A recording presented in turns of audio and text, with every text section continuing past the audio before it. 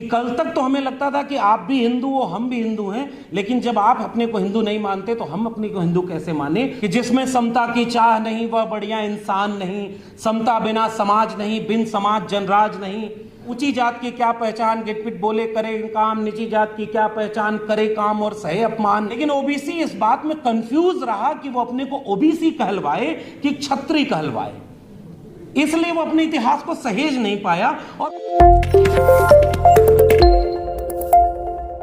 जाति जनगणना का सवाल इस देश के हर नागरिक का सवाल होना चाहिए। जाति जनगणना पर सेमिनार करना, आंदोलन करना और इसे राष्ट्रीय मुद्दा बनाना केवल ओबीसी या एससी एसटी समाज की जिम्मेदारी नहीं होनी चाहिए। जिसे भी इस देश से मोहब्बत है, न्याय और समता के विचार से इत्तेफाक रखे, उन सबको जाति जनगणना का समर्थन करना चाहिए। क्योंकि जाति जनगणना का अर्थ केवल जातियों की गिनती नहीं है, ये इस राष्ट्र के बनने की प्रक्रिया में हम कितना अब तक पहुंचे हैं, कितना सफर किए हैं और उस सफर में कितनी मुश्किलें आई हैं और कैसे उन मुश्किलों को दूर करेंगे, उस पूरे परियोजना का नाम है जाति जनगणना। कोई गरीब, कमजोर, वंचित, शोषित रह गया, उसे उसके हिस्से का हक दिलाने का नाम है जाति जनगणना। बराबरी और न्याय के विचार का नाम है जाति जनगणना।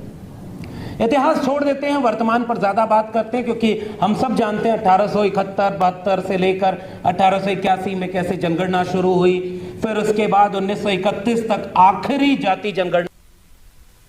और यह बात सही है कि उस समय भी बहुत सारे लिखवाने से बचते थे, क्योंकि शायद उन्हें यह बात पता नहीं था कि अगर वो अपनी जातियों को ओबीसी में लिखवाएंगे तो उसके लाभ क्या मिलेंगे। लेकिन आखिरी आंकड़ा 1931 का ही है। 1941 में जनगणना हुई, लेकिन उसके आंकड़े संकलित नहीं हो पाए, वो आज भी पब्लिक डोमेन में नहीं है। 1951 से जनगणना आजाद भारत में होनी थी और उस समय मैं एक बात बस जिक्र करना चाहता हूं कि ऐसा नहीं था कि इस देश में कभी ओबीसी का आंदोलन नहीं रहा, सामाजिक सांस्कृतिक आंदोलन रहा।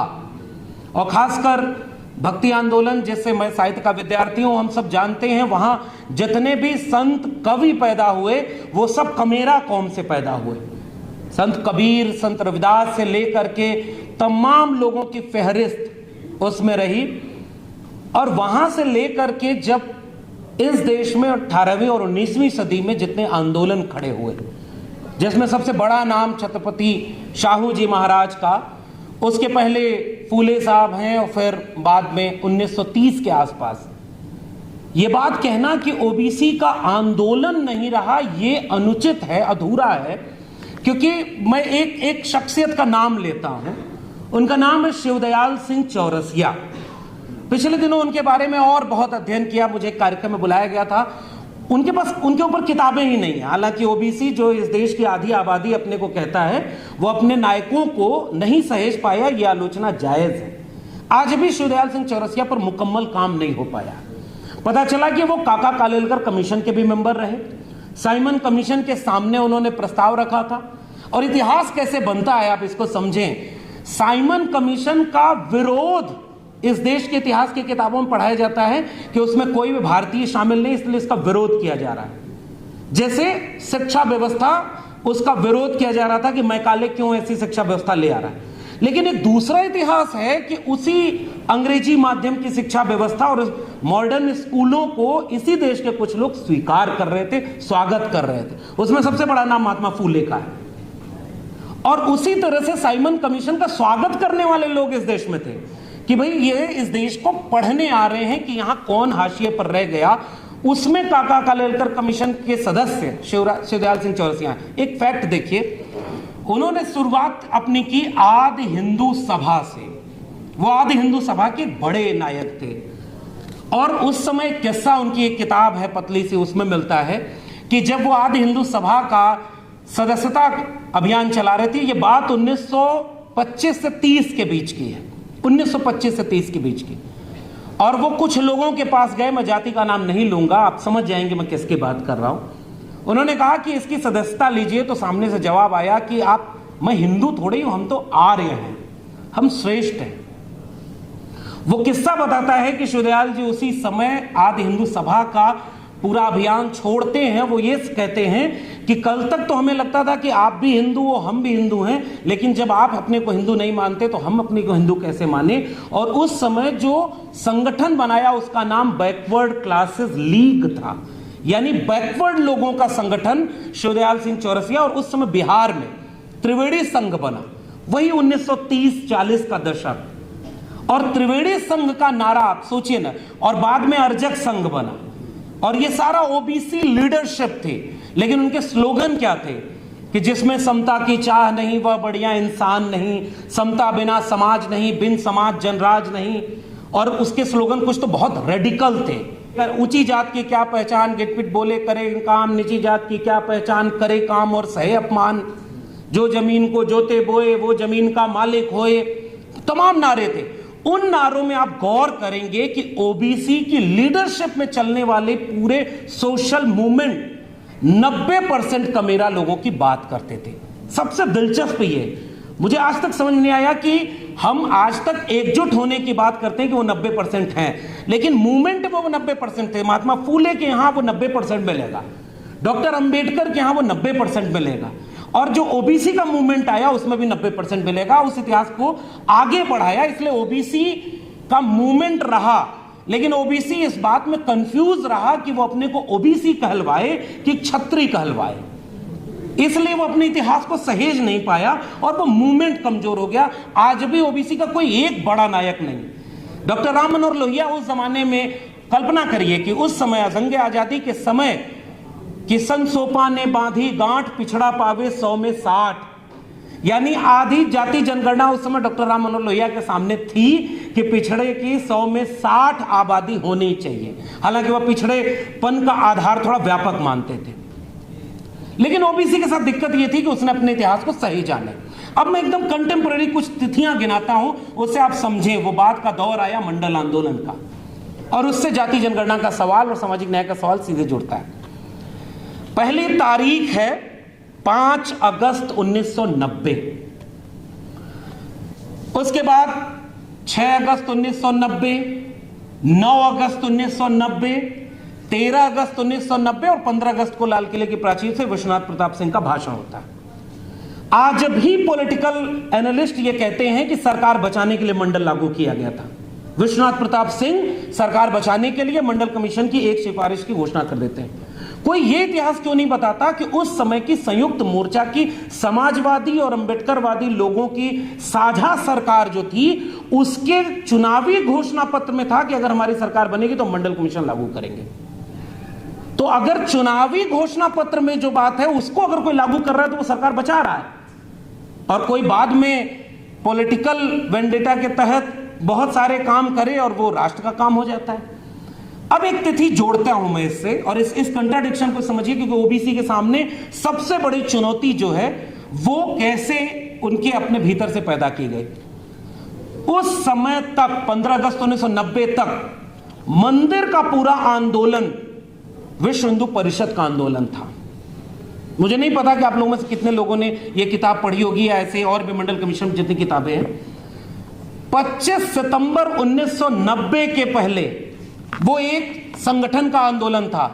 पालमपुर में अधिवेशन होता है, और वो अधिवेशन ये कहता है कि उस अधिवेशन में पहली बार एक पॉलिटिकल पार्टी कहती है कि अब इस मंदिर का आंदोलन हम करेंगे, राजनीतिक सवाल बनाएंगे।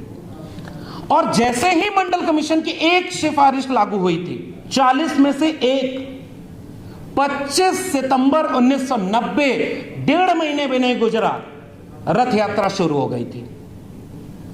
हरियाणा का चुनाव हो रहा था, जाति जनगणना का विरोध करने वाले प्रधानमंत्री वहां अपनी जाति बता रहे थे। पता नहीं आपने वो भाषण सुना कि नहीं। मैं ओबीसी हूं और हमारे हरियाणा के मुख्यमंत्री भी ओबीसी हैं, हमें इसलिए गालियां दी जा रही हैं क्योंकि हम ओबीसी हैं। नहीं, आप उस समय उस रथ यात्रा के संचालक थे जो मंडल के विरोध में कमंडल की यात्रा निकली थी। इसलिए आज आप ओबीसी बनने का ढोंग कर रहे थे। तब तो वो अपनी जाति को ओबीसी लिस्टेड भी नहीं कर पाए थे। बाद में मुख्यमंत्री हुए तब उन्होंने अपनी जाति को लिस्टेड किया। तारीखों को मैं क्यों याद दिलाना चाहता हूं, इस तथ्य को गांव तक पहुंचाना जरूरी है। 1.5 महीने के भीतर मंडल आंदोलन के खिलाफ सबसे बड़ी साजिश की गई, मंदिर और कमंडल का आंदोलन खड़ा कर दिया गया। उसके बाद क्या होता है, पूरा मामला कोर्ट जाता है। मैं चंद तारीखें और पढ़ूंगा, बहुत वक्त लेना जायज नहीं है, मुनासिब नहीं है, लेकिन फिर भी मैं वो तारीख पढ़ना चाहता हूं कि अंत में हुआ क्या।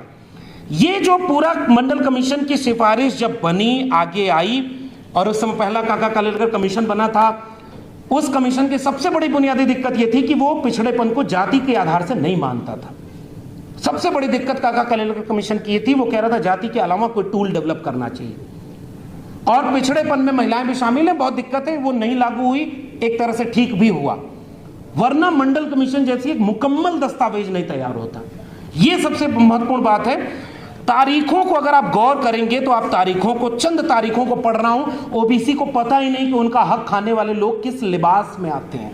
आज भी वो लिबास में आते हैं कि धर्म खतरे में। धर्म तो दिल का विषय है। मैं बार बार, हम लोग साहित्य के विद्यार्थी हैं, महात्मा कबीर बहुत पहले लिख गए कि मोको कहां ढूंढे रे बंदे, मैं तो तेरे पास में। कस्तूरी कुंडल बसे मृग ढूंढे बनमाई, ऐसे घट घट राम है दुनिया देखे नहीं। और आज पॉलिटिक्स किसके नाम पर हुई, मैं तारीखों को गौर करिएगा। 8 अगस्त 1991 को, उसके पहले जब वो लागू नहीं हो रहा था, सरकार गिर गई। और ये भी देखना चाहिए कि मंडल लागू करने के बाद समर्थन किसने वापस लिया, रथ चला था राम के नाम पर। तो इतिहास याद रखना, राम के रथ को रोकने का काम 2 लव और कुश ने किया था। एक का नाम था लालू प्रसाद यादव और दूसरे का नाम था मुलायम सिंह यादव। इन दोनों ने, और तारीख भी देखिए, 23 अक्टूबर 1990 और 30 अक्टूबर 1990, उत्तर प्रदेश और बिहार ने वो रथ रोका था, क्योंकि वो सांप्रदायिक रथ था और मंडल की लड़ाई हमेशा सांप्रदायिकता के खिलाफ लड़ी। और आज ओबीसी को सांप्रदायिक राजनीति का शिकार बना करके उनके अपने असली मुद्दे पर कोई मूवमेंट खड़ा नहीं होने दिया जा रहा, और हमारे लोग उसके लिबास में हैं। और सोचिए, आज भी एकता 90% की क्या है। एक तरफ समाजवादी लोग आंदोलन कर रहे थे कि मंडल लागू करो। 1980 में रिपोर्ट आई, 83 में बहुत बड़ा आंदोलन करुणानिधि के नेतृत्व में, इंदिरा गांधी तब प्रधानमंत्री थी, उनके आवास के सामने हुआ था कि मंडल कमीशन की सिफारिश लागू की जाए, और वो डीएमके के करुणानिधि कर रहे थे। और उसके बाद फिर 1984 के बाद राजनीतिक परिवेश बदल गया, 85 से सब कुछ बदलता गया, 1989 आ गया। उसके बाद जब ये कोर्ट चला गया पूरा मामला, उस सिफारिश को लागू होने से रोक दिया गया। उसके सिफारिश के लागू कराने के लिए मान्यवर कांशीराम जैसे लोग, जितनी परिभाषाएं रतनलाल जी ने दी थी वैसे नहीं हुए थे। वो आंदोलन के शुरुआती नेता थे, उन्होंने आंदोलन का नारा दिया था, मंडल कमीशन लागू करो वरना कुर्सी खाली करो। और सैकड़ों रैलियां मान्यवर कांशीराम ने मंडल कमीशन को लागू कराने में की, इसलिए वो केवल दलितों के नेता नहीं थे। उसके बाद जब ये कोर्ट चला गया और मामला, इसमें निदान नहीं मिल रहा था, 8 अगस्त 1991 को जंतर मंतर पर धरना देने वाले नेता का नाम था रामविलास पासवान। वो हनुमान नहीं बने थे किसी राम के। वो तब बिहार का नारा लगाया करते थे, गूंजे धरती आसमान रामविलास पासवान। एक बार सदन में उन्होंने खड़ा होकर कहा कि तुम जिसकी राजनीति करते हो, हम आगे नहीं पीछे हर जगह उनका नाम लगाते हैं, तुम हमसे धर्म की बात मत करो। और रामविलास पासवान वहां लाठी खाते हैं और उसके बाद मंडल रथ लेकर के निकलते हैं। उस नेता का नाम है शरद यादव। मधेपुरा से वो रथ निकला था, बाकायदे उसकी लड़ाई लड़ी गई, चाहे वो लालू प्रसाद जी हो, आदरणीय नेताजी हो, उसके बाद शरद यादव हो, एक लंबी लड़ाई लड़ी। और तारीखों पर जरा गौर करिए, लेख लेके जा रहे थे कि मंडल कैसे देश में आग लगा रहा है। 25 सितंबर 1991 को सरकार बदल गई और उसका बदलाव हुआ कि मंडल कमीशन की सिफारिश जो कर रही है 27% लागू करने को, उसको बढ़ा देते हैं, उसमें अप्रकाश को भी शामिल कर देते हैं। उसके बाद 16 नवंबर 1992 को इंदिरा साहनी का जजमेंट आता है और फिर लागू होता है 8 सितंबर 1993 को। और ईडब्ल्यूएस लागू करने में कितना दिन लिया था आप कल्पना करिए। जो कोर्ट से जीते, 9 जजेस की बेंच ने जो लड़ाई जीती, उसके बाद में मंडल लागू होने की लड़ाई करनी पड़ी। तो ये तो एक इतिहास है, इसमें बहुत लंबा वक्त जाएगा। और उसके बाद पहले काका कालेलकर कमीशन की भी रिकमेंडेशन थी कि जाति जनगणना होनी चाहिए। बस 2 मिनट में खत्म कर रहा हूं। और दूसरा मंडल कमीशन की सिफारिश थी, और मैं पेज नंबर भी बताना चाहता हूं जिससे ये बात गांव-गांव तक जानी चाहिए। 13वां अध्याय सिफारिशों का है, जिसमें 40 सिफारिशें हैं, और वो ये कहते हैं कि 1931 की जनगणना के मुताबिक 52% आबादी है। सर्वे किया था, और उस समय कुछ राज्यों में कोटा जब ज्यादा बढ़ गया था, जैसे तमिलनाडु 69% रिजर्वेशन, उसके खिलाफ भी लोग कोर्ट गए। कोर्ट उसके पक्ष में फैसला नहीं देता है, सो मोटो ले लेता है कि कुछ जगह पे उपवर्गीकरण हो जाना चाहिए। कभी वो ये नहीं कहता कि एनएफएस पर कोई सो मोटो क्यों नहीं होना चाहिए, स्वतः संज्ञान एनएफएस पर क्यों नहीं लिया, लेटरल एंट्री पर क्यों नहीं हुआ, जिससे रिजर्वेशन खत्म किया जा रहा है। इस कमीशन की रिकमेंडेशन है कि 52% आबादी को 52% आरक्षण मिलना चाहिए, लेकिन अपर लिमिट 50% की है, इसलिए हम 27% रिजर्वेशन देने का रिकमेंडेशन करते हैं। ईडब्ल्यूएस लागू होने के बाद वो अपर लिमिट क्रॉस हो गई है। क्या इस देश में ओबीसी लोग अपना जितना संख्या है उसको जानने के लिए जाति जनगणना और जितनी आबादी है उतना आरक्षण लेने के लिए कोई आंदोलन चला पाए, तो मुझे लगता है कि आज की तारीख के ओबीसी का सबसे बड़ा जिम्मेदारी यह है, वो अपनी कमीशन की रिकमेंडेशन में जितनी बातें लिखी हुई है। और आखिर में केवल एक बात, जाति जनगणना से होगा क्या? केवल यह बात होगी कि वो एक्सरे है, उस एक्सरे के लिए सबसे जरूरी यह होता है कि पिछड़ कौन गया। वो आपस में बांटते हैं कि ओबीसी में सारा हक किसने खा लिया, 2-3 जातियों ने। आंकड़ा पूछेंगे तो कहीं नहीं मिलेगा, वो प्रोफेसर में नहीं, कुलपति में नहीं, वो सुप्रीम कोर्ट के जुडिशरी में नहीं, आंकड़े नहीं है, धारणाएं हैं, ताकि भाई को भाई से लड़ाया जाए।